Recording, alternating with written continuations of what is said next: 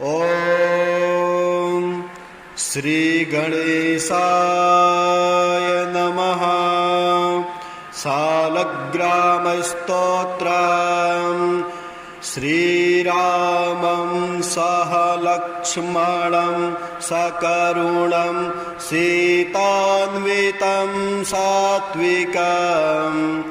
वैदेही मुखपद्मलुब्धमधुपं पौलस्तसंहारिणं वन्दे वन्द्यपदाम्बुजं सुरवरं भक्तानुकम्पाकरम् शत्रुघ्नेन हनुमता च भरते नासेवितं राघवम् जयति जनकपुत्री लोकभर्त्री नितान्तम्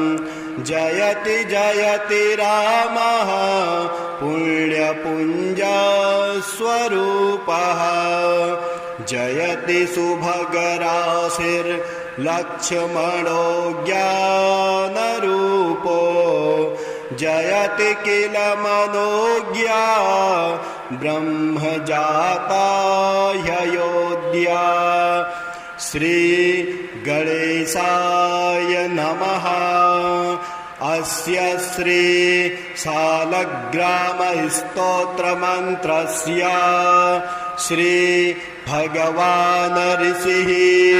नारायणो देवता अनुष्टुप् छन्दः। श्री सालग्रामस्तोत्रमन्त्र जपे विनियोगः। युधिष्ठिर उवाच श्रीदेव देव देवेश देवतार्चनमुत्तमम् तत्सर्वं श्रोतुमिच्छामि ब्रूहि मे पुरुषोत्तमम्। श्रीभगवानुवाच गण्डक्यां चोत्तरे तीरे गिरिराजस्य दक्षिणे 10 योजन विस्तीर्णां महाक्षेत्रवसुन्धरा सालग्रामो भवेद्देवो देवी द्वारावती भवेत् उभयो संगमो यत्र मुक्तिस्तत्र न संशयः सालग्रामशिला यत्र यत्र द्वारावती शिला उभयो संगमो यत्र मुक्तिस्तत्र न संशयः आजन्मकृत पापानां प्रायश्चित्तं य इच्छति सालग्रामशिलावारे पापहारे नमोऽस्तुते अकालमृत्युहरणं सर्वव्याधिविनाशनं विष्णोपादोदकं पीत्वा शिरसा धारयाम्यहम् शङ्खमध्ये स्थितं तोयं भ्रामितं केशवोपरि अङ्गलग्नं मनुष्याणां ब्रह्महत्यादिकं दहेत् स्नानोदकं पिबे नित्यं चक्राङ्कितशिलोद्भवम् प्रक्षालयं शुद्धं ततोऽयं ब्रह्महत्यां व्यपोहते अग्निष्टोमसहस्राणि वाजपेयशतानि च सम्यग्फलमवाप्नोति विष्णुर्नैवेद्यभक्षणात् नैवेद्ययुक्तं तुलसीं च मिश्रितां विशेषतः पादजलेन विष्णोः यो स्नान्ति नित्यं पुरुतो मुरारे प्राप्नोति यज्ञायुतकोटिपुण्यम् खण्डिताः स्फुटिताः भिन्ना वह्निदग्धास्तथैव च सालग्रामशिला यत्र तत्र दोषो न विद्यते न मन्त्रः पूजनं चैव न तीर्थं न च भावना न स्तुतिर्नोपचारश्च सालग्रामशिलार्चने ब्रह्महत्यादिकं पापं मनोवाक्यसम्भवम् शीघ्रं नश्यन्ति तत्सर्वं सालग्रामशिलार्चनात् नानावर्णमयं चैव नानाभोगेन वेष्टितम् तथा वरप्रसादेन लक्ष्मीकान्तं वदाम्यहम् नारायणोद्भवो देवश्चक्रमध्ये च कर्मणा तथा वरप्रसादेन लक्ष्मीकान्तं वदाम्यहम् कृष्णे शिलातले यत्र सूक्ष्मं चक्रं च दृश्यते सौभाग्यं सन्ततिं धत्ते सर्वसौख्यं ददाति च वासुदेवस्य चिह्नानि दृष्ट्वा पापै प्रमुच्यते श्रीधरः शुकरः वामे दरिद्रवर्णस्तु दृश्यते वराहरूपिणं देवं कुर्माङ्गैरपि चिह्निताम् गोपदं तत्र दृश्येत वाराहं वामदं तथा पीतवर्णं तु देवानां रक्तवर्णं भयावहम् नारसिंहो भवेद्देवो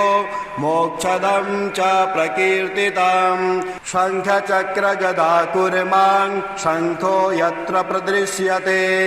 शङ्खवर्णस्य देवानां वामे देवस्य लक्षणम् दामोदरं तथा स्थूलं मध्ये चक्रं प्रतिष्ठितं पूर्णद्वारेण संकीर्णं पीतरेखा च दृश्यते छत्राकारे भवेद्राज्यं वर्तुले च महाश्रियः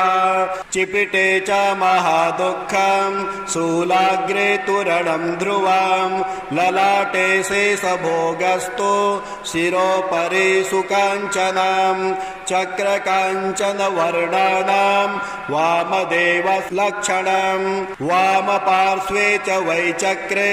कृष्णवर्णस्तु पिङ्गलं लक्ष्मी नृसिंहदेवानां पृथग् वर्णस्तु दृश्यते लम्बोष्ठे च दरिद्रं स्यात् पिङ्गले हानिरेव च लग्ने चक्रे भवेद्याधिर्विदारे मरणं ध्रुवं पादोदकं च निर्माल्यं मस्तके धारणेत् सदा विष्णो दृष्टं भक्षितव्यं तुलसीदलमिश्रितं कल्पकोटिसहस्राणि वैकुण्ठे वसते सदा सालग्रामशिलाबिन्दुर्हत्याकोटिविनाशनः तस्मात् सम्पूज्य ध्यात्वा पूजितं चापि सर्वदा सालग्रामशिलास्तोत्रम् यः पठेद्विजोत्तमः स गच्छेत् परमस्थानं यत्र लोकेश्वरो हरिः सर्वपापविनिर्मुक्तो विष्णुर्लोकं स गच्छति दशावतारो देवानां पृथग् वर्णस्तु दृश्यते ईप्सितं लभते राज्यं विष्णुपूजामनुक्रमात् कोट्यो हि ब्रह्महत्यानां गम्यागम्यकोटयः ताः सर्वा नाशमायान्ति विष्णुर्नैवेद्यभक्षणात् विष्णो पादोदकं पीत्वा कोटिजन्माघनाशनं तस्मादष्टगुणं पापं भूमौ बिन्दुनिपातनात् रघुवर यदभूस्त्वं तादृशो वायसस्य प्रणत इति दयालुर्यस्य चैधस्य कृष्ण प्रतिभवमपराधुर्मुग्धसायुज्य दोभूर्वद किमुपदमागस्तस्य तेस्ते क्षमाया मह्यं मनः फलमिदं मधुकैटभारे मत्प्रार्थनीयमदनो ग्रह एष एव तदभृत्य परिचारकभृत्य भृत्यस्य भृत्य इति मां स्मरलोकनाथम् इति श्री भविष्योत्तरपुराणे श्रीकृष्ण युधिष्ठिर संवादे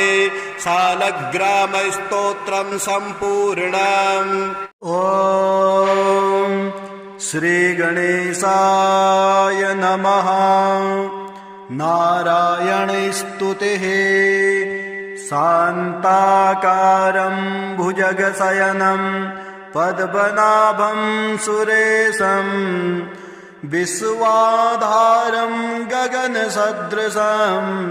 मेघवर्णं शुभांगं लक्ष्मीकान्तं कमलनयनं योगिभिर्ध्यानगम्यं वन्दे विष्णुभवभयहरं सर्वलोकैकनाथं यं ब्रह्मा वरुणेन्द्ररुद्रमरुतः स्तुवन्ति दिव्यैस्तवैः वेदैः साङ्गपदक्रमोपनिषदैर्गायन्ति यं सामगाः ध्यानावस्थिततद्गतेन मनसा पश्यन्ति यं योगिनो यस्यान्तं न विदुः देवाय तस्मै नमः। हे राम पुरुषोत्तम नरहरे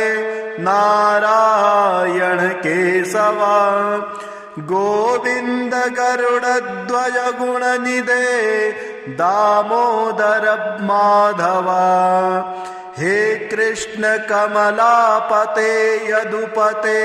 सीतापते श्रीपते वैकुण्ठाधिपते चराचरपते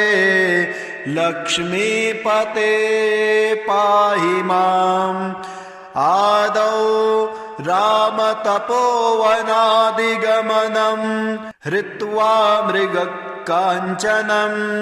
वैदेही हरणं जटायुमरणं सुग्रीवसम्भाषणं बाले निर्दलनं समुद्रतरणं लङ्कापुरी दाहनम् पश्चाद्रावणकुम्भकर्णहननम् एतद्विरामायणम्। आदौ देवकी गर्भजननं गोपीगृहे वर्धनम् मायापूतन जीवितापहरणं गोवर्धनोद्धारणम् कंसोच्छेदन कौरवादिहननं कुन्तीसुता पालनम् एतत् श्रीमद्भागवत पुराण कथितं श्रीकृष्णलीलामृतम्।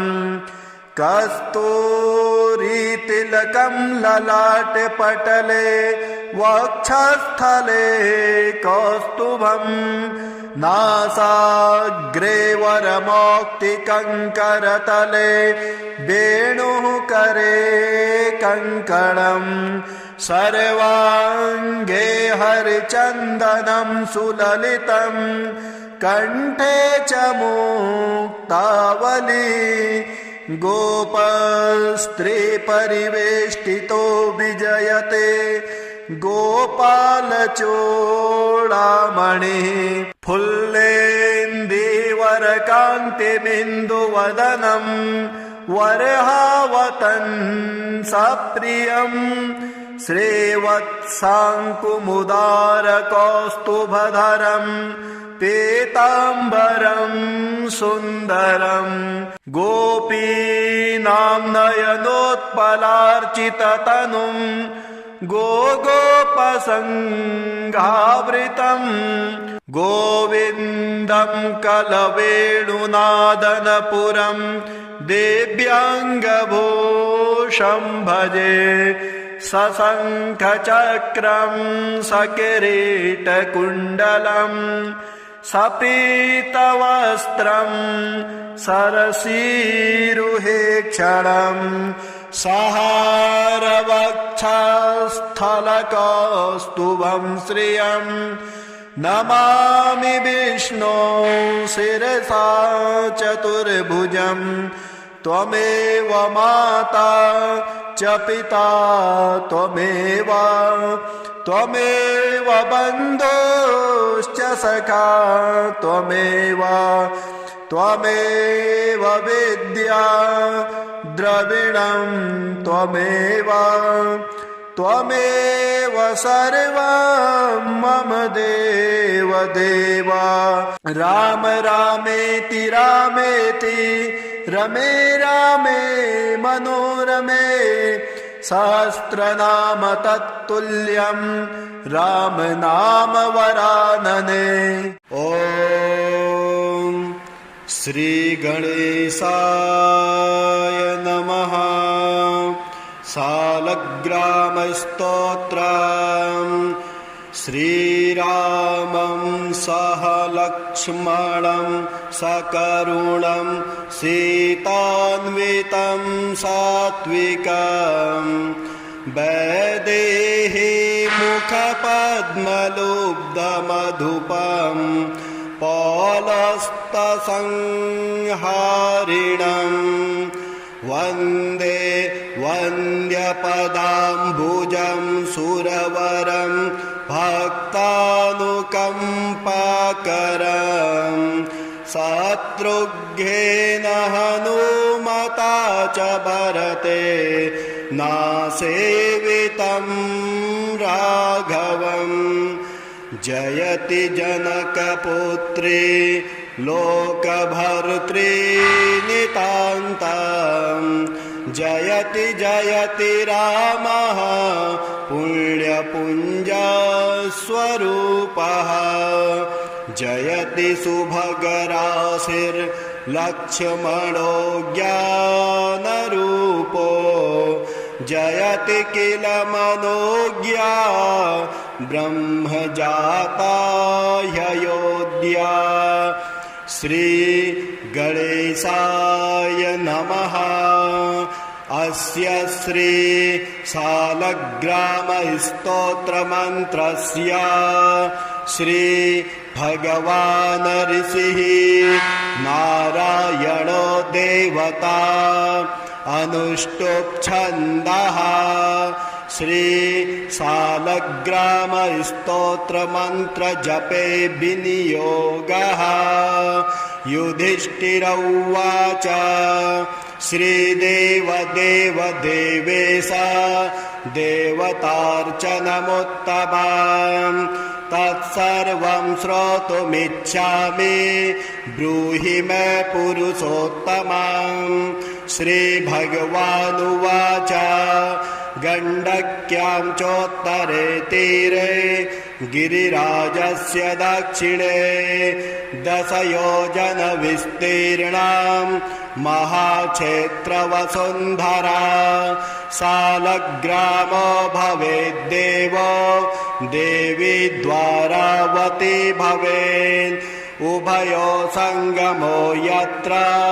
मुक्तिस्तत्र न संशयः सालग्रामशिला यत्र द्वारावती शिला उभयो संगमो यत्र मुक्तिस्तत्र न संशयः आजन्मकृत पापानां प्रायश्चित्तं य इच्छति सालग्रामशिलावारि पापहारे नमोऽस्तुते अकालमृत्युहरणं सर्वव्याधिविनाशनं विष्णोपादोदकं पीत्वा शिरसा धारयाम्यहम् शङ्खमध्ये स्थितं तोयं भ्रामितं केशवोपरि अङ्गलग्नं मनुष्याणां ब्रह्महत्यादिकं दहेत् स्नानोदकं पिबे नित्यं चक्राङ्कितशिलोद्भवं प्रक्षालयं शुद्धं ततोऽयं ब्रह्महत्यां व्यपोहति अग्निष्टोमसहस्राणि वाजपेयशतानि च सम्यग्फलमवाप्नोति विष्णुर्नैवेद्यभक्षणात् नैवेद्ययुक्तं तुलसीं च मिश्रितां विशेषतः पादजलेन विष्णोः यो स्नान्ति नित्यं पुरुतो मुरारे प्राप्नोति यज्ञायुतकोटिपुण्यं खण्डिताः स्फुटिताः भिन्ना वह्निदग्धास्तथैव च सालग्रामशिला यत्र तत्र दोषो न विद्यते न मन्त्रः पूजनं चैव न तीर्थं न च भावना न स्तुतिर्नोपचारश्च सालग्रामशिलार्चने ब्रह्महत्यादिकं पापं मनोवाक्यसम्भवं शीघ्रं नश्यन्ति तत्सर्वं सालग्रामशिलार्चनात् नानावर्णमयं चैव नानाभोगेन वेष्टितं तथा वरप्रसादेन लक्ष्मीकान्तं वदाम्यहं नारायणोद्भवो देवश्चक्रमध्ये च कर्मणा तथा वरप्रसादेन लक्ष्मीकान्तं वदाम्यहं कृष्णे शिलातले यत्र सूक्ष्मं चक्रं च दृश्यते सौभाग्यं सन्ततिं धत्ते सर्वसौख्यं ददाति च वासुदेवस्य चिह्नानि दृष्ट्वा पापै प्रमुच्यते श्रीधरः शुकरः वामे दरिद्वर्णस्तु दृश्यते वराहरूपिणं देवं कुर्माङ्गैरपि चिह्नितां गोपदं तत्र दृश्येत वाराहं वामदं तथा पीतवर्णं तु देवानां रक्तवर्णं भयावहं नारसिंहो भवेद्देवो मोक्षदं च प्रकीर्तितं शङ्खचक्रगदा कुर्मां शङ्खो यत्र प्रदृश्यते शङ्खवर्णस्य देवानां वामे देवस्य लक्षणं दामोदरं तथा स्थूलं मध्ये चक्रं प्रतिष्ठितं पूर्णद्वारेण संकीर्णं पीतरेखा च दृश्यते छत्राकारे भवेद्राज्यं वर्तुले च महाश्रियः चिपिटे च महादुःखं शूलाग्रे तुरणं ध्रुवं ललाटे शेषभोगस्तु शिरोपरि सुकाञ्चनं चक्रकाञ्चनवर्णानां वामदेवलक्षणं वामपार्श्वे च वैचक्रे कृष्णवर्णस्तु पिङ्गलं लक्ष्मी नृसिंहदेवानां पृथग् वर्णस्तु दृश्यते लम्बोष्ठे च दरिद्रं स्यात् पिङ्गले हानिरेव च लग्ने चक्रे भवेद्याधिर्विदारे मरणं ध्रुवं पादोदकं च निर्माल्यं मस्तके धारणेत् सदा विष्णो दृष्टं भक्षितव्यं तुलसीदलमिश्रितं कल्पकोटिसहस्राणि वैकुण्ठे वसते सदा सालग्रामशिलाबिन्दुर्हत्याकोटिविनाशनः तस्मात् सम्पूज्य ध्यात्वा पूजितं चापि सर्वदा सालग्रामशिलास्तोत्रम् यः पठेद्विजोत्तमः स गच्छेत् परमस्थानम् यत्र लोकेश्वरो हरिः सर्वपापविनिर्मुक्तो विष्णुर्लोकं स गच्छति दशावतारो देवानां पृथग्वर्णस्तु दृश्यते ईप्सितं लभते राज्यं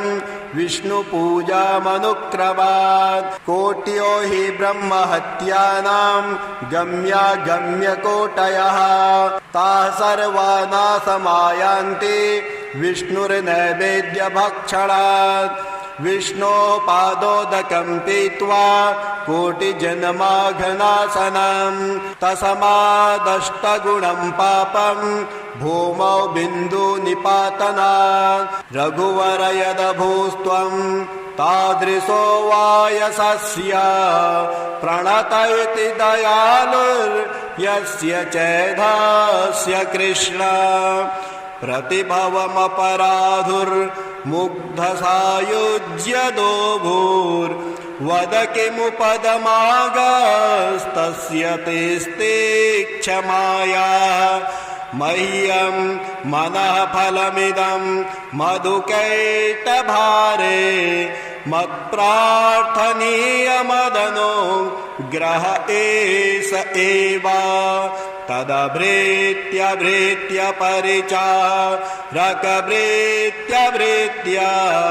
भृत्यस्य भृत्य इति मां स्मर लोकनाथम् इति श्री भविष्योत्तरपुराणे श्रीकृष्ण युधिष्ठिर संवादे सालग्राम स्तोत्रम् सम्पूर्णम्।